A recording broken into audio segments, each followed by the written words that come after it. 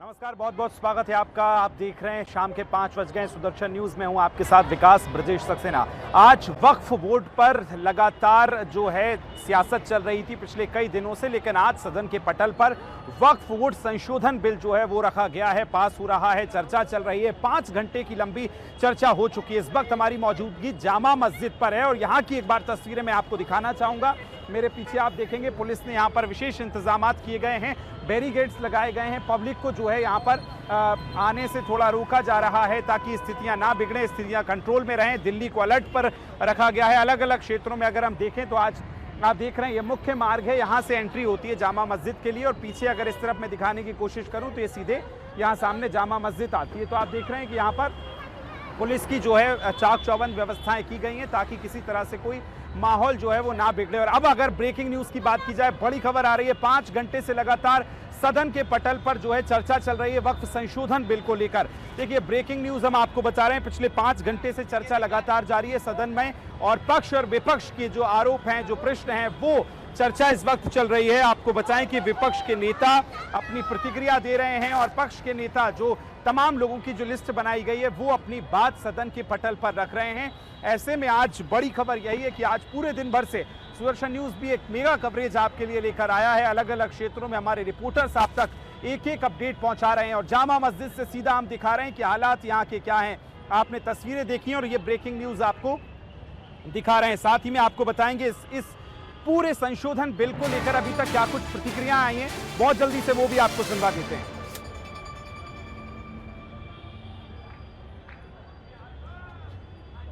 तो देखिए, इसी बीच एक बड़ी ब्रेकिंग भी आ रही है, सीधा आपको ब्रेकिंग न्यूज दिखाते हैं। 5 घंटे से वक्फ संशोधन बिल पर चर्चा चल रही है, ये ब्रेकिंग न्यूज आप देख रहे हैं और सीधी ये तस्वीरें हम आपको दिखा रहे हैं कि कई घंटों से यानी तकरीबन 5 घंटों का वक्त हो चुका है, 8 घंटों का वक्त दिया गया है। 8 घंटे आज वक्फ संशोधन बिल पर चर्चा होनी है। विपक्ष के अपने सवाल हैं, उस पर सत्ता पक्ष की तरफ से यानी कि जो कमेटी बनाई गई है जिसमें जो लोग बोलने वाले हैं उनको आज तय किया गया है। और किरण रिजिजू ने इसकी शुरुआत की, उसके बाद गौरव गोगोई ने बोला, अखिलेश यादव ने बोला और उसके बाद फिर तमाम जो नेता हैं, मंत्री हैं, वो आज इस सदन के पटल पर बात रख रहे हैं। और प्रतिक्रियाएं देखिए अब आई हैं, कुछ प्रतिक्रियाएं आपको सुनवाते हैं सीधा। अपना वो काम किया, उसके बाद धारा 370-35 से देकर ऐसे जख्म दिए कि काम किया है। यह हमारी प्रतिबद्धता थी मुस्लिम समुदाय की बहनों की ओर। जो ट्रिपल तलाक से निजात दिलाने का किसी ने काम किया तो नरेंद्र मोदी की सरकार ने किया है। आपने तो वायदा किया था कि जो पाकिस्तान, बांग्लादेश और अफगानिस्तान में रह गए हैं उनको वहीं पर पूरा न्याय मिलेगा, लेकिन नहीं मिला। लेकिन उनको भारत में भी आकर अगर उनको नागरिकता देने की बात थी तो आपकी सरकार में 60 सालों में नहीं हुआ। सीएए कानून किसने बनाया तो वो भी नरेंद्र मोदी की सरकार ने बनाकर वो काम किया है। मैं एक बात और इसमें कहना चाहता हूं, अगर इसमें एक के बाद दूसरा देखा जाए, कांग्रेस ने कहीं ना कहीं और कांग्रेस के सहयोगी दलों ने वोट बैंक के लिए संविधान का सौदा कर लिया है और ये सौदा ही किया है। तभी तो हमने एक के बाद दूसरे उदाहरण देकर कहा कि आपने कैसे उसको अपना वोट बैंक किया, एटीएम बना के रखा। लेकिन ये जो बिल है ये अन्याय की जड़ पर प्रहार है और इस प्रहार के बाद सबको न्याय न्याय और न्याय ही मिलने वाला है। हमने कहा है कि प्रत्येक वक्फ संपत्ति रजिस्टर हो, पंजीकृत हो, उसके आंकड़े होने चाहिए और हर झगड़ा कानून के अंतर्गत हल हो, किसी डर और भय के अंतर्गत ना हो। आपको इस बात का क्यों डर है? अगर किसी को न्याय मिलता है, ट्रिब्यूनल के बाद अगर कोई हाई कोर्ट, सुप्रीम कोर्ट जाना चाहता है तो आप क्यों रोकते हो? देश में हर कानून के अंतर्गत, चाहे इनकम टैक्स का हो या कोई भी हो, आप एक के बाद दूसरे कोर्ट जा सकते हो। लेकिन वक्फ में ये कानूनी रोक क्यों लगाकर रखी थी? ये बिल जो कहा गया किसी धर्म के खिलाफ, ये बिल किसी धर्म के खिलाफ नहीं है। यह बिल भ्रष्टाचार, धोखा और धार्मिक सामंतवाद के खिलाफ है और हम इसके खिलाफ रहेंगे। ये बात स्पष्ट है कि यह आस्था का विषय नहीं है। As long as prime minister Modi is the PM, the shops of appeasement will remain shut. This bill is not about Hindu versus Muslim, this is law versus lawlessness. Constitution versus corruption, Bharat versus internal partition.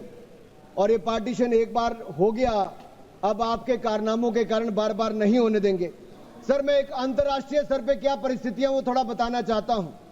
Turkey में 1923 के बाद 1924 में ministry of वक्फ इसको abolish कर दिया गया और वहां पे जनरल डायरेक्टरेट ऑफ फाउंडेशन बना जो रेस्टोरेशन, मेंटेनेंस और यूटिलाइजेशन वक्फ प्रॉपर्टीज का करता है और ये इसके बाद इसको लोगों की भलाई के काम के लिए पैसा लगाता है। कुवैत में भी ministry of Waqf and Islamic affairs है, ये एसेट, मस्जिद, स्कूल, अस्पताल इन सबका देखरेख करता है और मॉडर्नाइजेशन के माध्यम से, टेक्नोलॉजी के माध्यम से इसका फायदा उठाते डिजिटलाइजेशन किया है। लेबनान में ministry of endowments and Islamic affairs है जो इसकी मैनेजमेंट और यूटिलाइजेशन को सारे को देखती है और चैरिटेबल और कम्युनिटी के काम को देखती है। सीरिया में भी मिनिस्ट्री ऑफ वक्फ है जहां पर एप्रोप्रिएट यूज हो, रेवेन्यू हो, चैरिटेबल पर्पस हो, उसके लिए काम किया जाता है। इराक में भी सुन्नी एंडोमेंट और शिया एंडोमेंट ऑफिस है और ये भी सीधा सेंट्रलाइज फ्रेमवर्क के माध्यम से काम करता है। सऊदी अरेबिया में जनरल अथॉरिटी ऑफ वक्फ है जो इंडिपेंडेंट पब्लिक बॉडी है। सिंगापुर में MUIS जो स्टैट्यूटरी बॉडी है वो मिनिस्ट्री ऑफ कम्युनिटी डेवलपमेंट के अंतर्गत है, ये वक्फ मैनेजमेंट के डिजिटल सिस्टम के माध्यम से काम करता है। इंडोनेशिया में भी इंडोनेशियन वक्फ बोर्ड है जो इंश्योर करता है अच्छे काम करने के लिए, उनके भलाई के लिए। तुनिसिया में भी, इजिप्ट में भी, रशिया में भी, फ्रांस में इसी तर्ज पे काम किया गया है, लेकिन यहां पर ऐसा नहीं किया गया। यहां पे इसके खिलाफ ही काम करते रहे। चंद लोगों के हाथ में, राहुल गांधी जी कहते हैं कि चंद लोगों के हाथ में देश की संपत्ति है। राहुल गांधी जी सदन में नहीं, लेकिन मैं उनको बताना चाहता हूं मात्र 200 लोगों के हाथ में अपने वक्फ बोर्ड दे रखे हैं और देश की लाखों करोड़ रुपए की संपत्ति उनको दे रखी है। क्या उनसे छुटकारा दिलाना चाहिए कि नहीं दिलाना चाहिए? क्या आम मुस्लिम को उसका लाभ मिलना चाहिए कि नहीं मिलना चाहिए? क्या मुस्लिम महिलाओं को, बच्चों को लाभ मिलना चाहिए कि नहीं मिलना चाहिए? क्या विधवाओं को लाभ मिलना चाहिए कि नहीं मिलना चाहिए? आप महिला विरोधी क्यों हैं? मुस्लिम विरोधी क्यों हैं? आप बदलाव विरोधी क्यों हैं? ये सवालों का जवाब आपको देना ही पड़ेगा। सर, एक कहावत है जो यहां पर बाहर कहा जाता है कि पता है यहां से बहुत दूर, पता है यहां से बहुत दूर और गलत और सही के पार एक मैदान है। पता है यहां से बहुत दूर, गलत और सही के उस पार एक मैदान है, मैं वहां मिलूंगा तुझे और अगर वक्फ का बस चला तो वक्फ की संपत्ति बन जाएगा।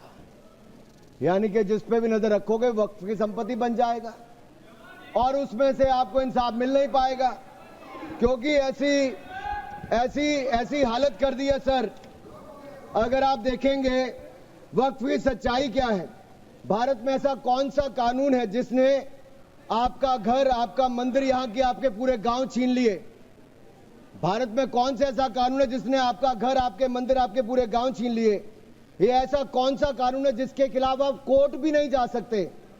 ये कौन सा ऐसा कानून है जो संविधान से भी ऊपर है? इसका नाम वक्फ है जो कांग्रेस के समय बना है। सर, इसने गुरुद्वारे हो, मंदिर हो, घर हो, गांव हो, सब पे कब्जा करने का काम किया है। एक तुगलकी भी फरमान है सेक्शन 40, इसमें दान देने वाला किसी भी धर्म का हो सकता है, लेकिन देखभाल करने वाला मुसलमान ही होना चाहिए। ये मंदिर में तो ऐसा नहीं है। सरकारें मंदिर का, ये कर्नाटक की सरकार है कांग्रेस की, 450 करोड़ रुपया साल का आप इकट्ठा करते हैं, कहां खर्च करते हैं? कौन जवाब देता है उसका? एक एक रुपए का हिसाब आपको देना चाहिए था। क्या किसी मस्जिद का पैसा आपने लिया? क्या किसी वक्फ बोर्ड का पैसा आपने लिया? लेकिन कर्नाटक में जो घोटाले हुए सर, उसमें इनके राष्ट्रीय अध्यक्ष मल्लिकार्जुन खड़गे जी का नाम भी आता है, जहां पर क्या हुआ सर? यही नहीं, बैठ जाओ,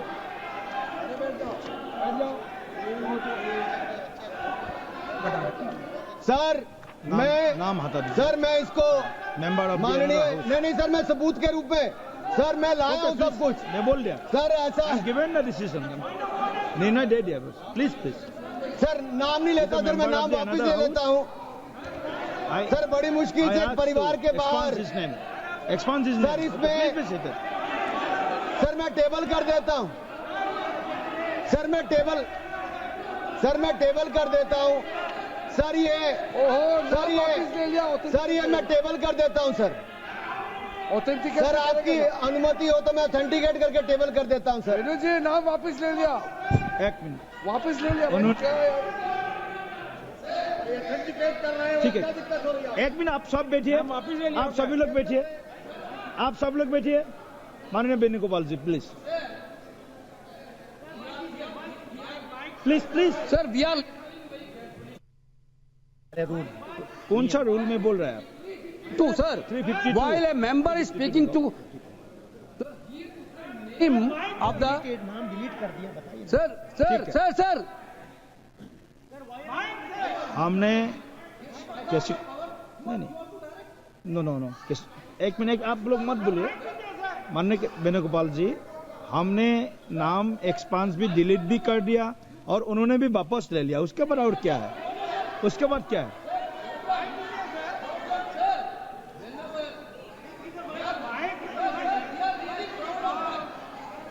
माइक दीजिए, माइक। नाम बुलाइए ना। एक मिनट वेणुगोपाल जी बोलिए, आप वेणुगोपाल जी बोलिए, please be sit there, all members please sit there. Sir, while he is speaking, he is totally misled the House. Not only misleading the House, he took the name of Honorable Leader of Opposition of Rajya Sabha here in a very bad way. We are really proud, sir, we are really proud of that. We are having a Congress president who came from the grassroots level of this country. Okay. With so much, he didn't like Mallikarjuna Kharge ji because he is leading by his casteism. Okay, thank you please continue sir please माननीय सभापति जी, आखिरकार कांग्रेस ने अपनी जातिवादी सोच को सामने ले ही आए। ये कभी जाति के नाम पे, कभी क्षेत्र के नाम पे, कभी धर्म के नाम पर बांटने का काम करते हैं। मैंने किसी जात का नाम नहीं लिया था, लेकिन आप जाति को लेकर आए हो। और यही नहीं सर, ये रिपोर्ट देखिए, ये विधानसभा, कर्नाटक की विधानसभा में कांग्रेस के एक नहीं अनेक नेताओं के नाम आए जिन्होंने वक्फ की प्रॉपर्टी को खाने का काम किया है, हजारों करोड़ के घोटाले करने का काम किया है।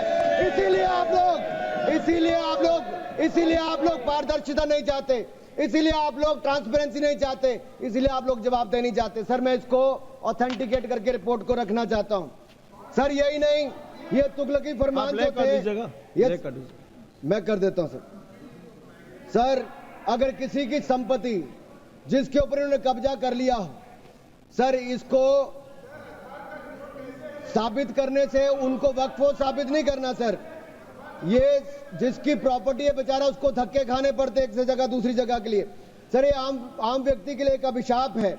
अगर सरकारी जमीन छीनी जा सकती है, गांव के गांव छीने जा सकते, तो आप कल्पना कीजिए आम इंसान की प्रॉपर्टी को कैसे किया जाएगा। सर नो ऑब्जेक्शन सर्टिफिकेट लेके जाना पड़ता है। सर वक्फ का साम्राज्य इतना बड़ा हो गया कि 9 लाख एकड़ जमीन जो लाखों करोड़ की है। सच्चर कमेटी कब बनी? आपकी सरकार के समय बनी। 2006 में उसकी रिपोर्ट आई। आप क्यों हाथ पे हाथ धर के बैठे रहे? क्यों बैठे रहे? उन्होंने कहा था कि साल का 12,000 करोड़ रुपए की आमदन हो सकती है। पिछले 20 सालों में 2.5 लाख करोड़ रुपए की आमदन हो गई होती। आमदन होती तो मुस्लिम महिलाओं का, बच्चों का और मुस्लिम समुदाय का भला हुआ होता। लेकिन कांग्रेस पार्टी ने भला कभी चाह ही नहीं मुस्लिम समुदाय का, केवल वोट की राजनीति करके रखा। सर ये कितनी है? मॉरिशियस जैसे 2 देश, उसके बराबर वक्फ बोर्ड की जमीन है। सिंगापुर जैसे 5 मिनट और मैं खत्म कर रहा हूं सर। मालदीव जैसे 12 देश, उसके बराबर वक्फ बोर्ड की जमीन है।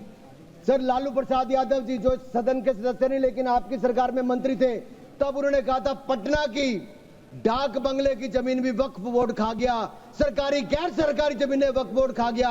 ये किसी और ने नहीं, लालू प्रसाद यादव जी ने कहा था। आप उस पर क्या कहना चाहते हो? ऑन रिकॉर्ड के पे कहा है। गरीब मुसलमान भी सर इस कानून का शिकार रहे।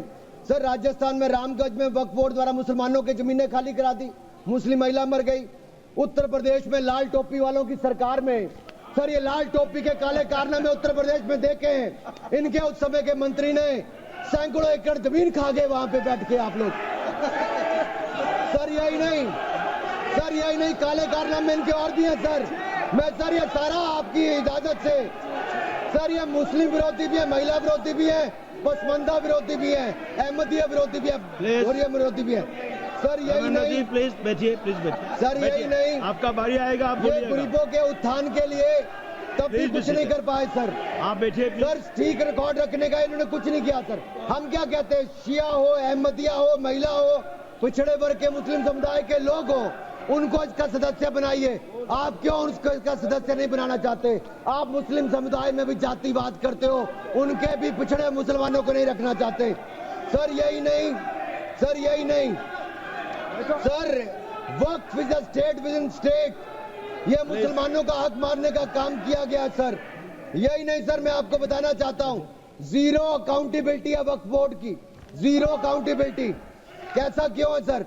सर मनमोहन सिंह जी ने कहा था, कह सकता हूं, वेणु जी के नहीं कह सकता, कह देता हूं, पूर्व प्रधानमंत्री ने कहा था, आप सोच लेना किसने कहा था। पूर्व प्रधानमंत्री ने कहा था, Muslim must have first claim on our resources. एक सदा हिंदू विरोधी रहे हैं, ये केवल मुसलमानों के पक्ष में किया, लेकिन आपने मुसलमानों के लिए कुछ नहीं किया। अगर मुसलमानों को पक्के मकान, पीने का पानी, अच्छी शिक्षा, भोजन, ये सब किसी ने दिया है तो नरेंद्र मोदी जी की सरकार ने दिया है। धन्यवाद। यही नहीं सर, सर 3 मिनट में और सर खत्म कर रहा हूँ। 1 मिनट में खत्म कीजिए। सर 1 मिनट में हो नहीं पाएगा सर। सर ये देखिए, सर ये देखिए सर, मैं रिपोर्ट लाया हूं सर, कहां से कहां तक इन्होंने, सर कहां से कहां तक इन्होंने राज्य दर राज्य कैसे हिंदुस्तान की जमीनों पे कब्जा किया है। सर ये देखिए सर, आंकड़े आपको दिखाते हैं, एक राज्य नहीं सर, केरल में, सर केरल में ये कहते तो हैं कि ये वायनाड के बेटे हैं, बेटी हैं, लेकिन वहां पे भी वक्फ का कहर जारी है सर। पापी वोट बैंक का सवाल है, आप वायनाड में भी चुप रहते हो, कुछ करते नहीं हो, और वायनाड का रहनुमा कहने वाली आज गायब है, और गायब है, और वहां पर भी उनकी संपत्तियों पर हो रहा है सर। इसलिए चर्च ने भी कहा सर, केरल में तो रोज ऐसे हो रहा है सर, बेलगाम हो चुका वक्फ बोर्ड, किसानों, मजदूरों, हिंदुओं की जमीनों को इविक्शन नोटिस दे रहा है सर। एर्नाकुलम में सर 404 एकड़ जमीन पर दावा ठोक दिया है, 604 पिछड़े ईसाई और हिंदू परिवारों के घर छीन लिए। त्रावणकोर में सर राज परिवार की जमीन खा गए। केरल में कांग्रेस और वामदल ने मिलकर बिल पास कर दिया। कर्नाटक में 15,000 एकड़ की कहानी मैं आपको बता चुका हूं। तिरुचिरापल्ली में सर इन्होंने एक गांव में 1500 साल पुराने प्राचीन मंदिर के साथ लगती जमीन सर, इस पे कब्जा करने की बात कही सर। सूरत के नगर निगम में सर मुगलों की संपत्ति बताने का काम किया सर। नगर निगम को भी सर बेट द्वारका के 2 द्वीपों पर दावा ठोक दिया है। क्या भगवान कृष्ण से पहले इस्लाम धर्म आ गया था? क्या भगवान कृष्ण से पहले इस्लाम धर्म आ गया था? सर यही नहीं, कल क्या आनंद भवन और नेशनल हेरिटेज पर आकर, मैंने अभी बार सुना था कि आनंद भवन और नेशनल हेरिटेज पर वक्फ बोर्ड अपना दावा ठोकने वाले हैं, तो दे दोगे क्या? और यही नहीं सर, एएसआई संरक्षित स्मारकों पर भी सर यही नहीं सर, कर्नाटक में 53 ऐतिहासिक स्मारकों को वक्फ संपत्ति घोषित कर दिया है। मणिकाम ठाकुर सर यही नहीं सर, हम्पी सर्कल में 6 एएसआई संरक्षित उसमें सर हासिल कर लिया। सर यही नहीं सर, एएसआई के 120 प्राचीन स्थानों पर भी इन्होंने ऐसा किया है।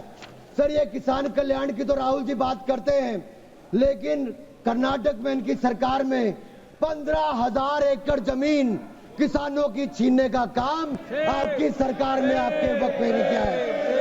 सर ये किसान विरोधी है, ये महिला विरोधी है, और मैं इन सबसे कहना चाहता हूं सर, ऐसे काम नहीं चलेगा।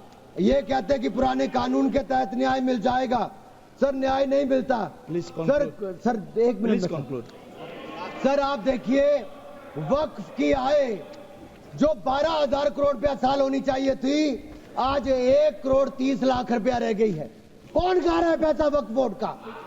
कांग्रेस के नेताओं के नाम आते हैं सर यही नहीं, पश्चिम बंगाल में 1100 करोड़ रुपए का, तमिलनाडु में 2000 करोड़ रुपए का, महाराष्ट्र में हजारों करोड़ रुपए के घोटाले हुए। इन सब की सरकारों में कहे गए, मैं सारे सबूत लाया हूं, सारी रिपोर्ट्स लाया हूं। आपका अनुरोध करता हूं सर कि सारे के सारे ऑथेंटिकेट करके मुझे रखने का मौका दिया जाए। ये विपक्षी दल, क्योंकि ये भ्रष्टाचार में जुड़े हुए हैं, हम वक्फ बोर्ड के भ्रष्टाचार को खत्म करना चाहते हैं। धन्यवाद सर। बस ये तेरे आखिरी लाइन है सर, ये नेशनल हेरिटेज में छपा है कि महाराष्ट्र में हजारों करोड़ रुपए का घोटाला, महाराष्ट्र में छपा नेशनल हेरिटेज में और नेशनल हेराल्ड के घोटाले के रूप में कांग्रेस के एक नेता बेल पर हैं जो अपनी सेवाएं यहां पर दे रहे हैं।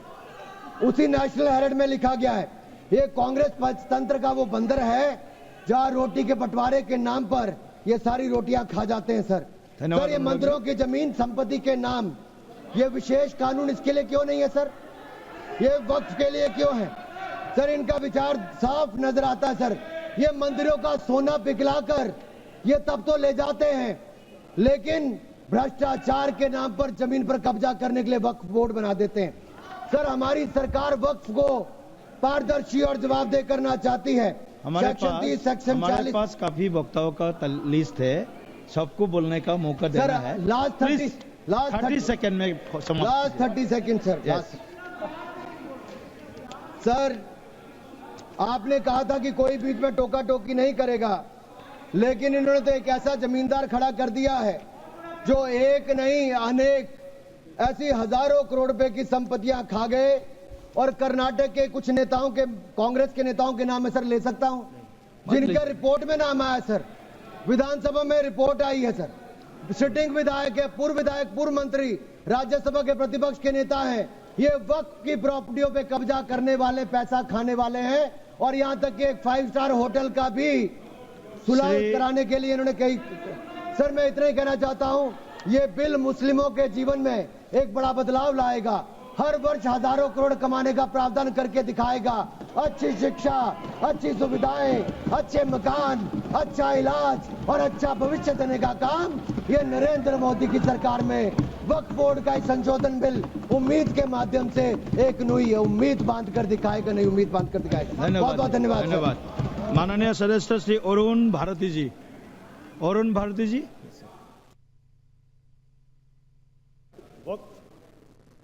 वक्फ संशोधन विधेयक 2025 पर हमारी पार्टी लोक जनशक्ति पार्टी रामविलास का पक्ष रखने देने के लिए मैं माननीय अध्यक्ष जी का आभार प्रकट करता हूं।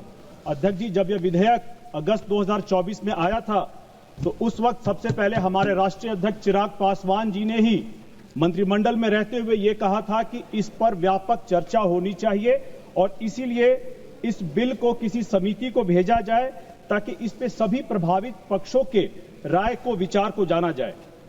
इस विधेयक का मूल उद्देश्य वक्फ संपत्तियों के प्रबंधन में पारदर्शिता, उत्तरदायित्व और न्याय संगत व्यवस्था को स्थापित करना है।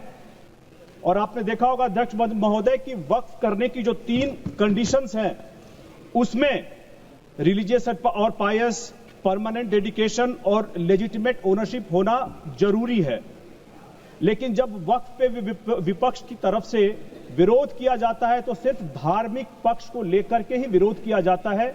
धार्मिक पक्ष के अलावा भी वक्फ प्रबंधन का एक आर्थिक पक्ष है, एक सामाजिक पक्ष है, एक विधिक लॉ का पक्ष है और एक प्रशासनिक पक्ष है। लेकिन दुर्भाग्य की बात है कि इस विधेयक के विरोध में हमेशा विपक्ष धार्मिक पक्ष को ही उठा करके, डरा करके, लोगों को बता करके कि आपका दरगाह चला जाएगा, आपके मस्जिद चले जाएंगे, इसी को उठाता है ताकि उनका वोट बैंक हमेशा उनके पास बना रहे। सच्चर कमेटी की रिपोर्ट स्वयं यह कहती है कि मुस्लिम समुदाय सामाजिक और आर्थिक स्तर पर चुनौतियों से जूझ रहा है। लेकिन आश्चर्य की बात है अध्यक्ष महोदय कि विपक्ष इन वास्तविक मुद्दों पर चर्चा नहीं करना चाहता है, क्योंकि इससे उनके राजनीतिक षड्यंत्र और उनके प्रायोजित नैरेटिव पर प्रश्न चिन्ह खड़े हो जाते हैं। नहीं तो अध्यक्ष महोदय मुझे बताया जाए कि क्या बात है कि सिंगापुर जैसे छोटे राष्ट्र जहां महज 200 वक्फ की संपत्तियां हैं, वहां पर संपत्ति से आय एक साल में 42 करोड़ से ज्यादा होती है।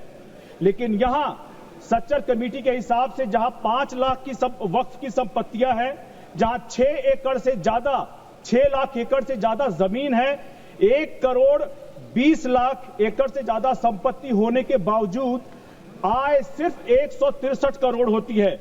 आखिर कहीं तो कुछ न कुछ कमी है। इस सदन का ध्यान मैं इस ओर आकर्षित करना चाहूंगा कि विश्व के कई देश ने समय रहते वक्फ के व्यवस्था में आवश्यक प्रशासनिक सुधार किए हैं। और इसे समझने के लिए अगर हम 19वीं और 20वीं सदी में कुछ देशों के उदाहरण को देखेंगे तो हमें समझ में आएगा। तुर्की में 1925 में लगभग 3/4 जमीन, खेती की जमीन वक्फ के नाम थी। अल्जीरिया में लगभग आधी से अधिक खेती योग्य भूमि वक्फ के नाम थी। टूनिशिया में भी लगभग 1/3 और मिस्र में 1/8 भाग वक्फ के नाम था। इन्हीं शासन व्यवस्थाओं ने जब इस बात की गहन मूल्यांकन की इसके बारे में छानबीन की तो उनको पता चला कि ये अचल संपत्तियां ऐसी प्रकृति की बन चुकी हैं जहां से किसी भी प्रकार की सामाजिक और आर्थिक उत्पादक भागीदारी उनकी बिल्कुल खत्म हो चुकी है। ये संपत्तियां उस देश के आर्थिक विकास में अवरोधक रही हैं और उन वंचित वर्गों को भी लाभ नहीं दे रही हैं जिनके लिए इनका संगठन किया गया था। इसीलिए इसका समाधान निकालने के लिए तुर्की ने 1925 में सामाजिक, प्रशासनिक और संवैधानिक परिस्थितियों को ध्यान में रखते हुए वक्फ मंत्रालय का पुनर्गठन किया था। मिस्र में भी समय की आवश्यकता अनुसार वक्फ की संपत्तियों को राज्य प्रशासन के अंतर्गत लाया गया था। इन निर्णयों को संबंधित देशों ने उस समय राष्ट्रीय प्राथमिकताओं और जनहित को ध्यान में रखते हुए आवश्यक और उपयुक्त माना था।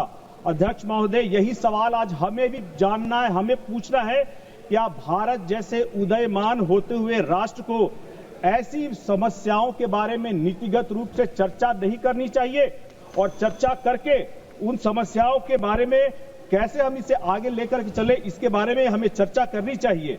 मैं ये नहीं कह रहा कि उन मुस्लिम देशों की तरह हमें कोई कठोर या क्रांतिकारी कदम उठाना चाहिए, लेकिन ईमानदार प्रयास हमारी तरफ से बहुत जरूरी है ताकि मुस्लिम समाज में जिसको हमारे अध्यक्ष चिराग पासवान जी आगे लेकर के चलना चाहते हैं, मुख्य धारा में जोड़ना चाहते हैं, चाहे वो दलित मुसलमान हो, चाहे अंसारी मुसलमान हो, राई मुसलमान हो, जुलाहा या पसमानदा मुसलमान हो, उनके जो मुख्य धारा में पीछे छूट जाते हैं उन्हें आगे बढ़ाने के लिए सिर्फ अल्लाह की रहमत ही नहीं, सरकार के योगदान के मदद की भी जरूरत है। अध्यक्ष महोदय, कांग्रेस के शासनकाल में भी अलग अलग समय पर वक्फ के बिल लाए गए, लेकिन यथार्थ यह है कि उनके शासनकाल में जिस तरह से पारदर्शिता, जवाबदेही में लगातार कमी हुई है, इसके चलते अनेक भ्रष्टाचार के उदाहरण पहले भी माननीय सदस्यों ने बताए हैं, इस पर मैं ज्यादा नहीं कहूंगा।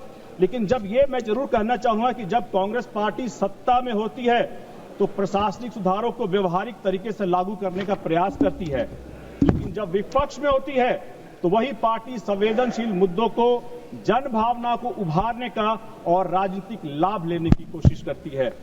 अध्यक्ष महोदय, आज मैं इस बिल पर बोलते हुए भारत रत्न डॉक्टर भीमराव अंबेडकर जी की उस संवैधानिक सोच की भी याद दिलाना चाहता हूं जिसमें उन्होंने भारत को एक